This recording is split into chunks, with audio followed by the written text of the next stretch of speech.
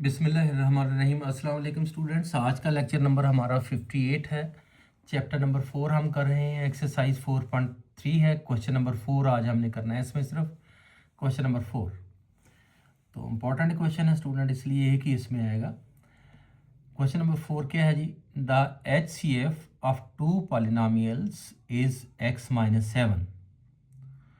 दो पॉलिनोमियल्स का HCF जो है वो x-7 है and their LCM is y cube minus 10y square plus 11y plus 7। और उन पॉलिनोमियल का LCM जो है वो y cube minus 10y square plus 11y plus 70 है। If one of the polynomials is y square minus 5y minus 14, अगर उन दो पॉलिनोमियल्स में से अगर एक polynomial y square minus 5y minus 14 हो, then find the other polynomial. तो दूसरा पॉलिनोमियल आपने फाइंड करना है। तो स्टूडेंट सॉल्यूशन में आ जाएं। पहले हम HCF को सामने लिखेंगे। HCF है हमारा x-7 और LCM को भी सामने लिखेंगे, वो है y cube minus 10y square plus 11y plus 70। ये वन पॉलिनोमियल जो है ये जो दिया हुआ है उसको मैंने p ऑफ x कहा है। ये p है students. p of x is equal to y square minus 5y minus 14। Other polynomial उसको मैंने स्टूडेंट्स q ऑफ y कह दिया है, is equal to question mark.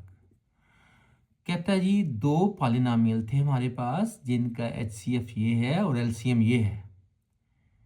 अगर उन दो पॉलिनोमियल में से एक पॉलिनोमियल ये हो तो दूसरा पॉलिनोमियल हमने उसको बताना है। एक का नाम मैंने P ऑफ y रख लिया है, दूसरे का नाम मैंने Q ऑफ y रख लिया है।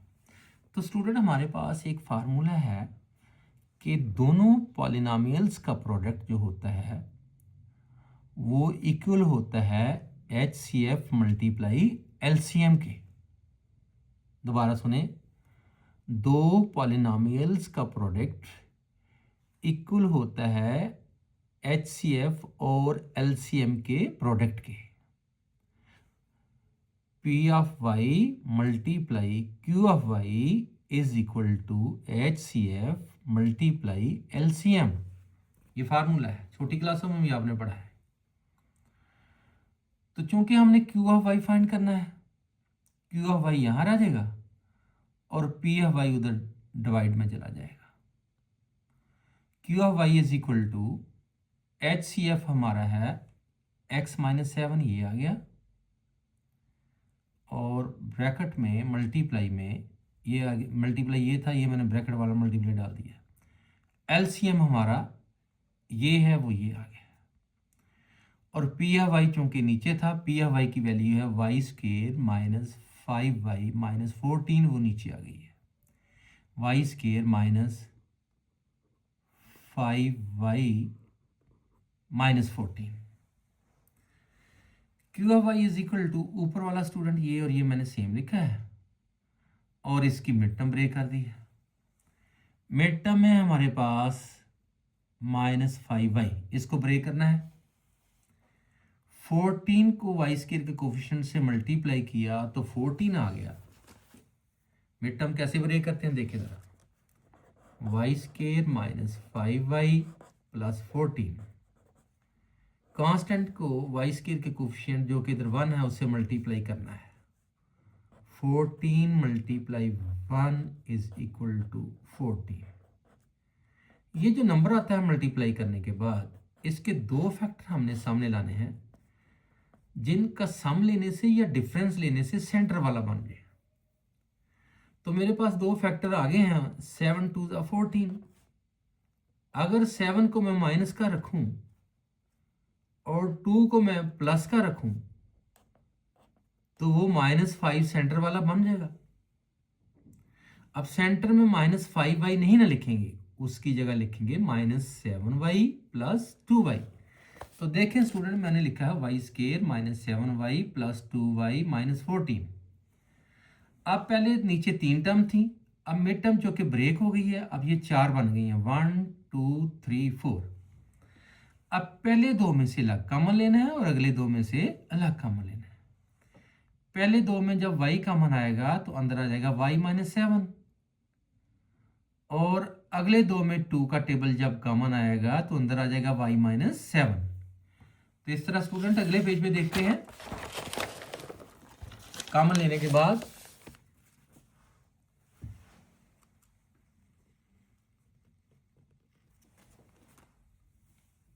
Q of Y is equal to ऊपर वाले इसी तरह सेम लिख रहे हैं।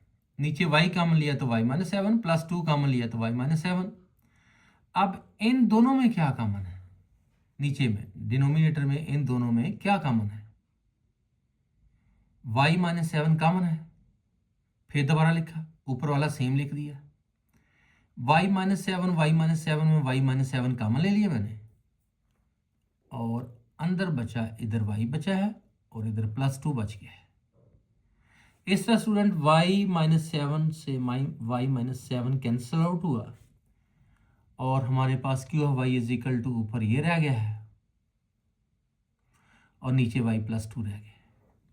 अब सिंपल डिवीजन से इसको अंदर आके इस पर डिवाइड कर दूंगा तो क्यू ऑफ वाई की वैल्यू आ जाएगी। इसको अंदर रखा, इस पे डिवाइड कर दिया, तो इसको अंदर आके इस पे डिवाइड किया।